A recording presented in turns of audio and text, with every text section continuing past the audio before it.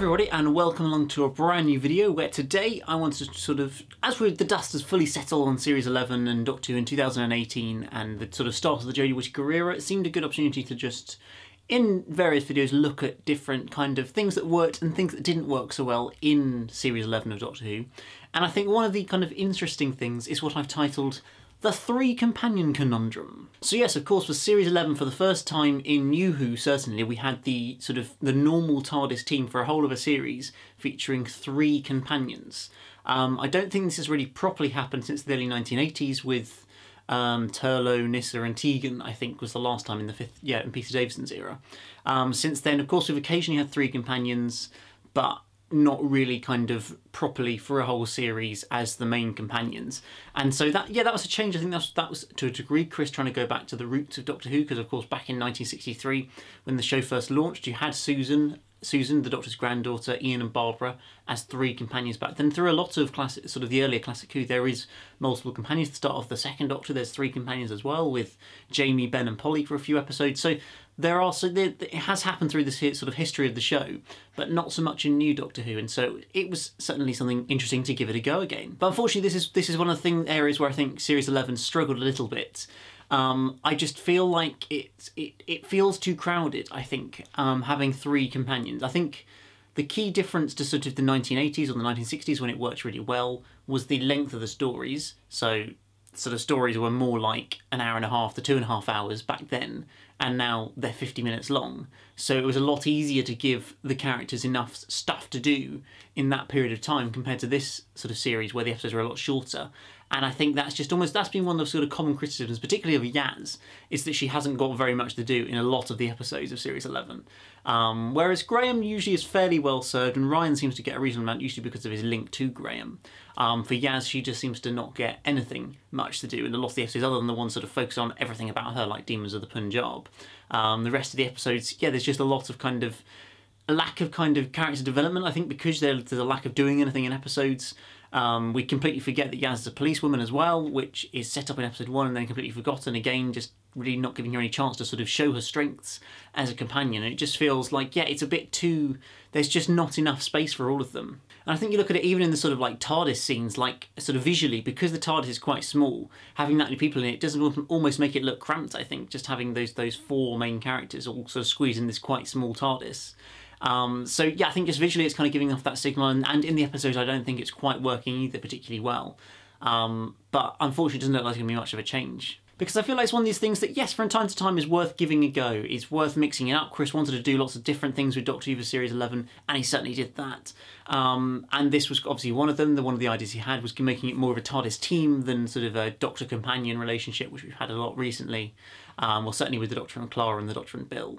Really, it was back to Amy and Rory, was the last time you had more than one companion sort of consistently travelling with the Doctor, and that was 2012. So it's been a while.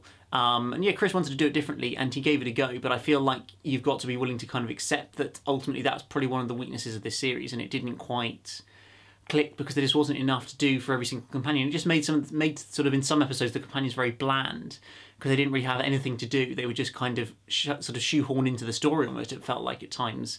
And it's just because it isn't physically possible to give four main characters enough to do in that short a period of time. And having the Doctor be the main focus plus three other main focuses, it's like, it just is very, very difficult. And I think they've sort of shown in this series that they couldn't quite strike that balance, and really a change needs to be made. I must confess, I am recording this video before Resolution has aired. I'm fairly confident nobody's going to die in Resolution, but this obviously will all become invalid. My next point, if somebody does die in Resolution, because that kind of solves the problem, but I'm sure they won't. And so if you just feel like they need to kind of try and drop a companion one way or another for Series 12. Of course, the press release for Series 12 said that all three companions will be back along with the Doctor for the following series, which for me doesn't spell fantastic news.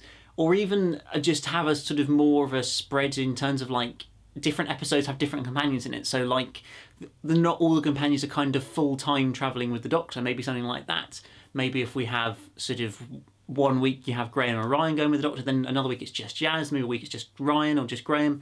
And just like having different variations of the sort of companions going on adventures with the Doctor, particularly as we've got this very sort of serious, sort of episodic nature where everything is individual and it's all one sort of, each story is its own story. It'd be a lot easier to do that kind of sort of path, sort of style of storytelling that would have been in a more arc-heavy sort of joined series. But when every episode is pretty much individual, it's very easy to kind of swap in one companion and one companion out. Of course, coming up with legitimate reasons for that every time will be a little bit difficult. But as an idea, I feel like it's not a bad sort of route to look down. So yeah, just vary it a bit more. We don't need to see sort of Yaz every single week sort of getting nothing to do because she's stuck with all the other companions. Like, have her miss a week and then bring her back in for a story that's more focused on her and just spread out the weight. Then you've got sort of less to kind of fill in that regard, so you'd get more character development even if they're in less episodes, just because they've got that much more to do.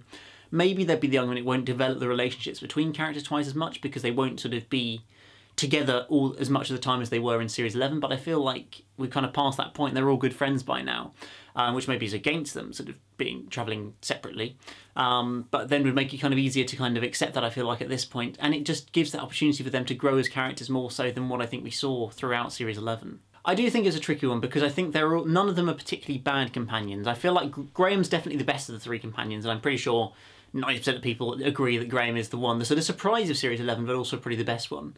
And then you've got Ryan and Yaz there. Ryan's obviously got the strong connection to Graham, being his sort of step-grandson, which kind of encourages him to, I think, be more involved in episodes sometimes than maybe Yaz gets, because she is kind of separate to everybody else in that regard. And so maybe that should make her the disposable one, I don't know. Maybe do you want to take one of Ryan and Graham away because they are obviously so closely knitted that it's better off to get rid of one of them if we were going to get rid of one companion for sort of series 12 and just have two rather than three. I mean, it'll be interesting to see how they all eventually exit. Will they all go at the same time? Will any of them die? Will they just choose to leave? I'm really intrigued to kind of see when we get to it how their sort of exits are going to be kind of created, because they're all kind of just a very happy TARDIS team. There's not really any friction, any problems, any reasons. They're not getting towards the Clara point of view of being sort of too involved with the Doctor that they're dangerous.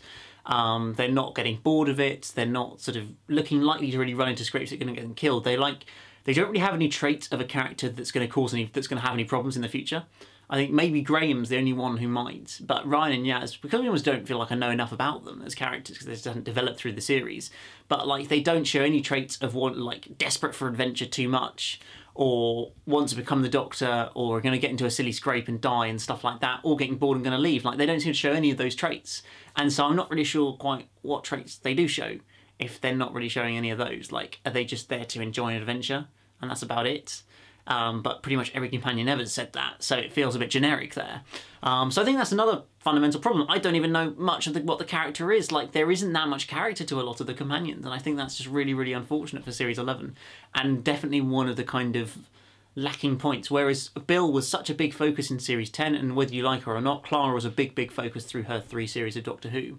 Whereas it almost feels like the companions are kind of there, but we're not getting an in-depth look into them as characters and them developing as characters, which is disappointing. So yes, I feel like to improve for Series 12, it would be good to drop one of the companions at least. I don't think it's going to happen, but they just need to be better developed through the series, the characters, and have more to do. And doing that, I think, is only possible if you get rid of one of them, or have some in one episode, some in another episode, and spread it out a little bit, because otherwise I think it's just going to have the same problem we've got at the moment. But what do you guys think? What did you think of the companions of Series 11? What did you think of their sort of development of characters? Do you think there was a good development, a better development than I maybe think there is? Do you think 3 companions is too many? Would you see it prefer to be cut down to 2? If so, which one would you like to see gone? I'd love to just hear your sort of general opinions on the companions of Doctor Who Series 11. But that's just about it from this video, guys. So do remember to hit that like button, subscribe if you're new here. Do remember to follow me on Twitter at EMS_Productions, where I'm always giving updates on videos upcoming, my thoughts on Doctor Who in general, and just anything like that. But other than that, I'll see you again very soon for another video. Goodbye!